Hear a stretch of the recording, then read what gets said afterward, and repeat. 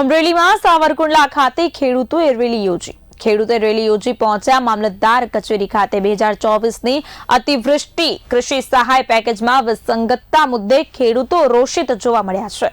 ખેડૂતોએ રેલી યોજી રેલી સ્વરૂપે જય જવાન જય કિસાનના સૂત્રોચ્ચાર કર્યા હતા. ખેડૂતોને માત્ર કપાસ નુકસાન આવરીને અન્ય પાકોની બાદબાકી કરતા ખેડૂતો નારાજ જોવા મળ્યા છે.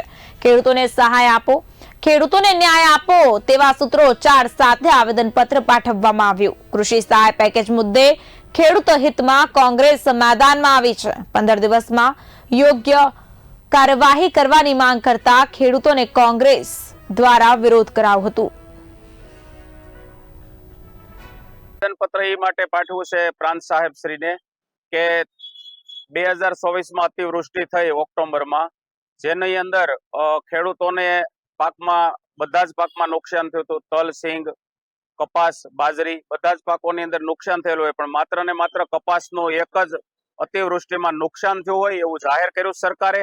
અને એવું પણ કહ્યું છે કે 117 ગામ છે લીલિયા સાવરકુંડલાના, જેની અંદર માત્ર 47 ગામને સહાય કરી છે. અને એ 47 ગામની અંદર પણ એવું કરવામાં આવ્યું છે કે 10, 20, 30% ખેડૂતોના નામ આવ્યા છે, એમને જ સહાય મળશે. સંપૂર્ણ ગામનું